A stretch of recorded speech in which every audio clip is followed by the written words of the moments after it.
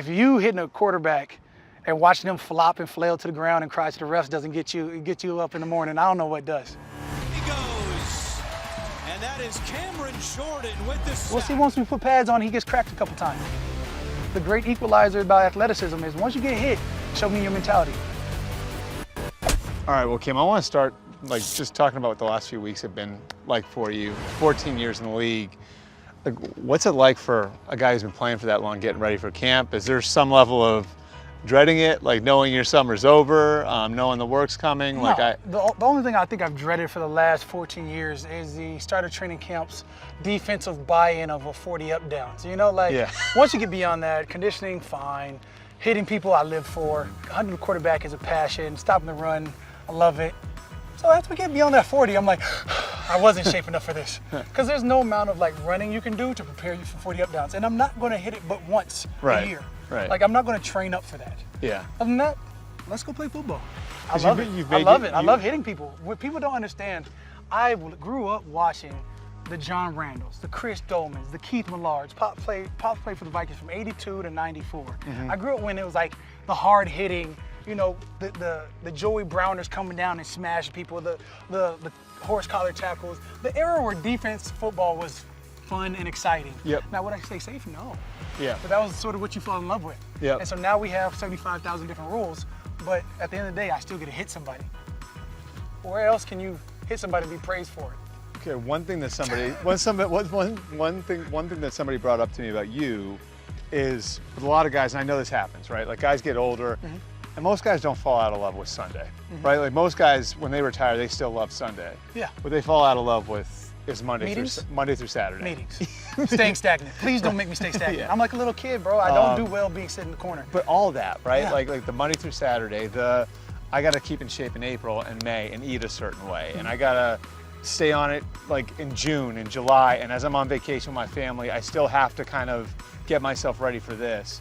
Do you still love the process of it? Because that's what most people have said about you, is that what makes you different than a lot of guys that are your age is those guys, everybody still loves playing on Sunday. Yeah. It's the process that people fall out of love with, and maybe that hasn't happened for you. I don't have a process. I have a lifestyle. Yeah. To play the position I play, to play the level which I want to play in, it's not a process. It's not I have to wake up on April. It's all right, we're on a family vacation, but I have to get this workout in. It's hey, what do I need to do to be the most explosive part of me? Because I'm still, I've got 4 kids, I've got, brothers, nephews. We're still wrestling, playing around, everything it is. It's all football to me. Yeah. I feel bad for the fam because they don't have a soft dad. They don't have a dad that's gonna corral them and be like, oh, let me help you up, baby. I'm picking my son up and I'm chucking him and I'm catching him before he hits the ground. My daughters, I'm slinging them around and I'm catching them. Everything about my lifestyle is sort of explosive and fun and aggressive. So what does that look like on vacation then? Does that mean the family's still sleeping and you're out on the beach running? Absolutely. Yeah. The only person that wakes up earlier than me in my household is my 9-year-old son. And I wake up around 5:36. Yeah. His natural clock is 5 to 5:30. It's Okay. sickening. Yeah. I'm like, no, is this what other people feel about me? All right, bro, go sit in the corner somewhere. Yeah. But no, on a family vacation, it's, hey, I'm getting up, and if he wakes up early enough, he can come with me. And so, he's getting, I don't let him lift weights, but we're going, and if we lift weights or we're running, whatever it is, he can get some of this work too. Yeah. So it's sort of a bonding, because there's only 2 men in the household of 6 people. But it's good, it's fun. And then you talk about just having the natural energy. Now you're going different places, you're traveling, whatever it is, but it's always something. And it keeps you active, it keeps you in the now. And so when you get to football, I'm so happy and blessed that I've been able to travel around the world, see what I've seen, done what I've done, whatever it is. Now I get to just focus on hitting. I love this part of training camp. I kick the family out. I don't even want to see them. As much as I love them, I'm like, hey, you guys got to go because it's time for me to do craft work. Right. It's one thing to be able to go put 2-3 hours in a day. It's another thing to live it. We wake up and you think about football, you hit somebody, you think about how you could have hit them better or either been in a better position, and you get better from there. This part of training camp is all about sharpening the tools. How different are you as a player than you were 5 years ago, 10 years ago? Because I think everybody at your age, and I don't want to take a shot at you here or anything, but everybody loses a little. I'm trying to tell people I'm 40. I'll just round up. But what have you lost that you've had to make up for? I don't know. Yeah. Yeah, I'll let film tell me, because at this point, you never know what you've lost until you've fully lost it. Somebody has to tell you about it, right? Right. You have to tell me. In my mind, last year I got hurt 11 games in, 12 games in, and still finished the season. I couldn't tell you. It was all right, fine, I have to get back. I'm in such a revenge mode. I'm loving life right now. Like, I could care less about outside looking in. All I care about is how can I better my technique and better my teammates. Have you reached out to anybody who, I mean, because this is a select club that's made it as far as you have. Yeah, right? 5-6 years ago. You Reach out to the Mike Strahans, the John Randalls. When I was younger, I always had Chris Dolman in my ear. Rest in peace to Chris Dolman.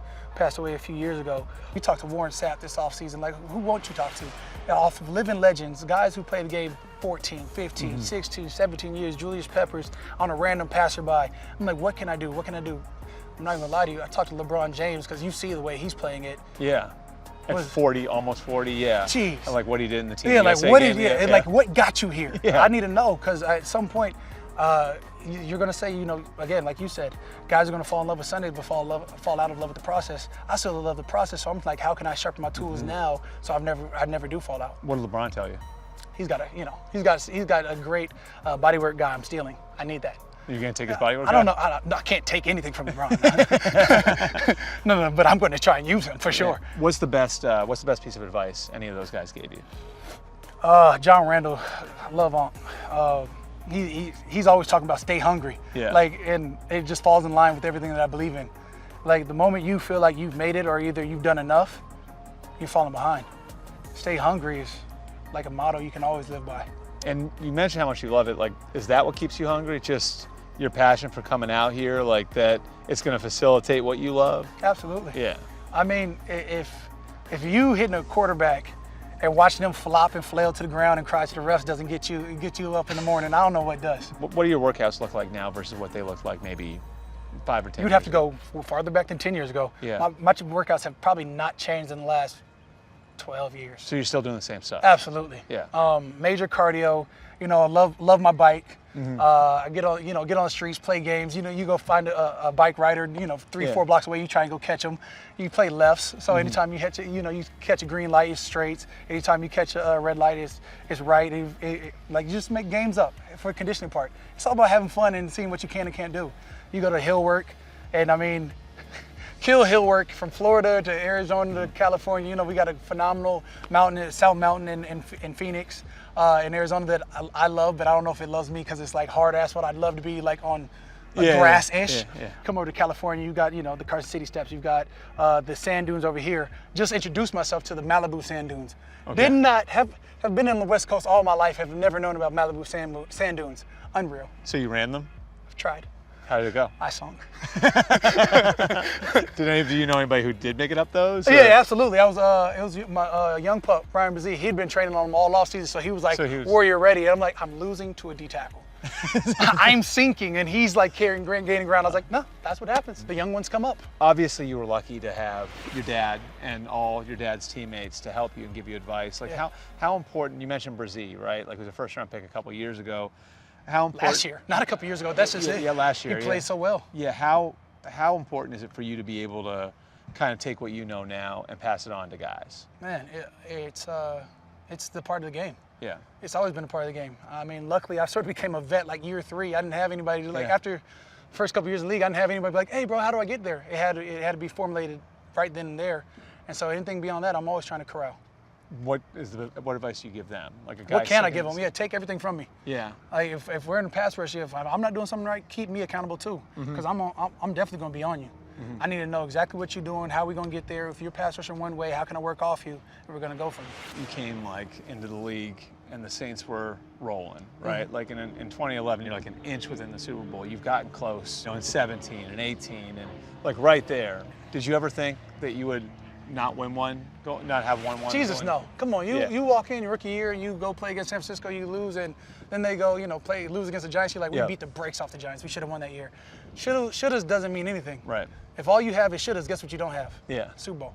Yeah. So what do you think the team's been missing? Man, it takes talent, it takes skill, it takes your attrition, it takes health for all 11 on offense and defense and special teams. It slightly takes a little bit of luck. Yeah, and you just haven't had that luck. You just haven't had those breaks. There's been times where it's like we're inches away, but that's what it is. It's a game of inches. I had an interesting story somebody told me about the conditioning test. Which ones? Well, there's been ones that have shut people down. So what I heard was, Breer, you were the only person Breer couldn't beat in the conditioning test. Is that true?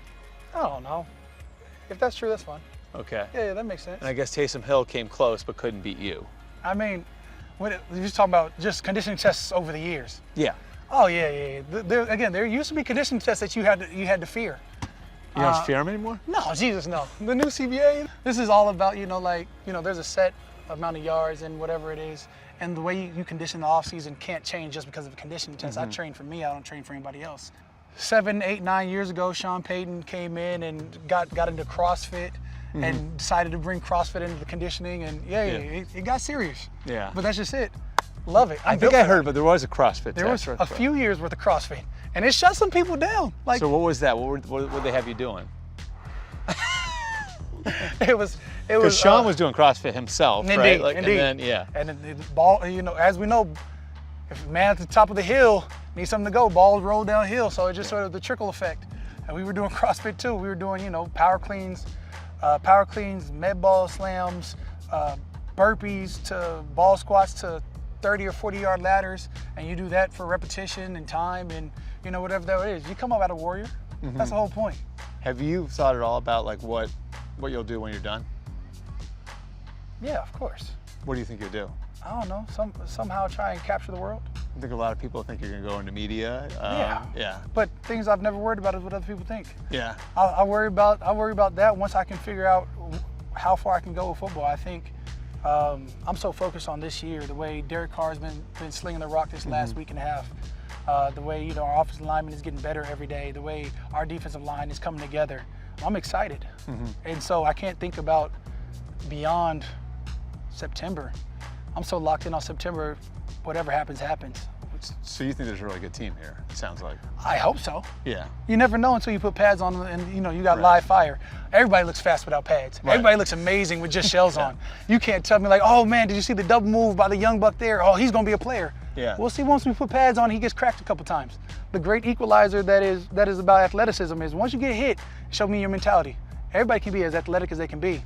What kind of mentality you bring to this game? What is there then that encourages you? Is there something about this team that A encourages little you? chippy. Hey, A little chippy? Yeah, on both sides of the ball, and you love to see it. So you've seen that even without the pads on. Absolutely. So then you got to be really looking Again, forward to what it looks like Be next who week. you are once we put the pads on. The same stuff you're talking, the same stuff you walking without pads. As long as we can be that team, I love it for us. Okay, I know it's tough to talk about legacy while you're still playing, right? Like while you're still in it. You've played around. You've been around a lot of Hall of Famers. I think everybody agrees Drew's going to go in, right? Jari Evans. Jari Evans should be in. Sean Payton got a chance to be in. Is that a goal of yours to get there? You can't say no, of course. Right. That's a byproduct of the work that you put in. If I haven't done enough to get a Hall of Fame, fine. Yeah. If I've done enough, excellent. That'd be amazing. That would be the most, the highest gift somebody can attain on the football team as a singular event. I'm more excited about if you say legacy. I think my dad playing 13 years for the same team. I'm in the 14th year of the same team. Being able to be a leader, being able to corral people. When somebody says just a legacy, what are your teammates to say about you? What do your friends say about you? What does your family say about you? That's the legacy that I'm looking for. And I was going to ask you about that because I think that's the other part of legacy, right? For every player is what do your teammates say about you? What do your coaches say about you? What does the equipment guy, say about you? What does the guy who's picking up towels after the game say about you? What do you want all those people to say about you? I hope they say I'm a sarcastic, fun-loving talker. Emphasis on the sarcastic. Probably my way on the fun-loving. But it's seriously coming as a guy that you can always count on. And do you think you've been that for 14 years? I can't answer that if it's Sure you it's can. from the peers. Sure you can. Sure Davis, you when can. people say that about me, Yeah. boom. Yeah, there He you has go. to say yes. There you go. I did the math in my head, and then you just said it, like where you mentioned your dad, Steve, played from 82 to 94. That's 13 years, right? Is there some point of pride that you take now that you've now made it 1 year further than your dad did? No, my pride from my pops came with the first Pro Bowl. Yeah. Once I wasn't a bust anymore in his eyes, like. So the bar was high. Yeah, right? the bar was high. I was like, man, I gotta get at least one Pro Bowl. I was like, he's got 6. I was like, if I don't get a Pro Bowl, I'm really just a scrub of the family. They're gonna talk bad about me forever. I'm gonna be like, at Thanksgiving, like, let me get the turkey leg. I'm like, nah, little Pro Bowl. Like now, now 8 to 6, like I get the turkey leg, and nobody says anything about it. But that's another thing where like a lot of people can't relate with you, right? That's another thing where there aren't a lot of people who can relate with you, and that you had a father who played at that high level. Yeah, of course. And There's the that, Mannings who had dad and brothers. Yeah. There's the Matthews brothers, you know. There aren't very many, Yeah. right? What's that like? And what's it like to know? Ingrams. Yeah, I mean, but what's that like to know, like, Dad set this high bar and I cleared it? Man, like I said, at some level, there's some sort of like underlying competitive, like, oh, I have to be this better than Dad, whatever it is. But again, after you clear that first Pro Bowl, you're like, all right, I finally did enough to be like, all right, I'm not a bust in the fam's eyes. All right, let's focus on me. How can I get better? And it shifts. Everything is sort of like you don't want to be in a shadow, and yet you're always going to be compared, and you have to live with that. If anything, there's more pressure, there's more of a chip on the shoulder than other people come in. Other people come in, it's like, oh man, he made it to the league, he's done it. Like, he's the first one in his family. Yeah. It's not it for me. Right. I was like, this is if I hit the league, it's God's glory that I've been able to get to the league. Now what are you going to do with it? It's not just he hit the league, all right, good for him. It's all right, now that I'm here, I gotta put the lineage on the back and now create more expectations. And that's hard too, right? Because, like, I mean, when you're a kid, it's like either You're Steve's kid. Yeah, you're Steve's kid, Yeah. and people think either you're only in that position because of your dad, or you're getting favored because of your dad. Tight ends don't get that kind of favor. Quarterbacks do. But you know what I mean? Like Absolutely. he's starting. He's so athletic. Man, his dad Steve played in the Right. league for 13 years. So that's something like a kid, probably as a kid, you had to grow through, right? Absolutely. Yeah. But what does that matter? The only thing that did for me was deter me from being a tight end. Cam, you know you don't play tight end? No, I don't. Don't put me over there. I was a left tackle, and then I made myself into a defensive end. Well, Cam, we got this route for you. Who do you want me to block? Did he ever say anything to you like? Of course. I'm really proud of what you've accomplished. Like, do you have those talks with him? Is there one over your career that was really meaningful? No, I think I've had such a great foundation growing up. Yeah. I probably got a lot of love growing up to where I wasn't searching for Dad, are you proud of me yet? Yeah. He'd throw it out there early, like, hey Yeah. man, that was great, this, that, the third, I'm Yeah. proud of you. But he was more proud of me for academic achievement than the physical achievements. That's why you go to Cal. He went to Brown, Ivy League status, you gotta go to the number one public institute in the nation. When will you know it's time? I don't know, when they kick me out of here, who knows it's their time until it's their time? Right. Well, You you know- have the power, though. You're one of these guys who's probably got the power to say when, right? Will you play till the wheels fall off? Who Is that knows? the plan? I can't. The wheel fell off last year. So, is that your way of telling me it's time? I can get out of here. You understand? Honestly, when it comes down to it, the way I feel, the way I'm able to attack this game, if it's not to my standard, or if it's not to my liking, or there's so many different routes it could take. Saints win a Super Bowl, then we win another Super Bowl. Now I'm a two-time Super Bowl champion the next 2 years. Run away from the game.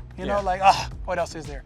Saints get close to a Super Bowl this year. Go win a Super Bowl next year. We'll see what happens. Saints win a Super Bowl this year. Either way, I'm hunting the Super Bowl. Yeah. There's no telling. And then from there, we'll check in.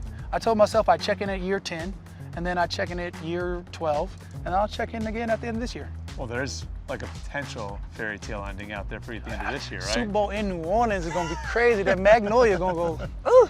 Really, like, you're not like looking at a finish line, man. You're clearly looking at my finish line. You tell me.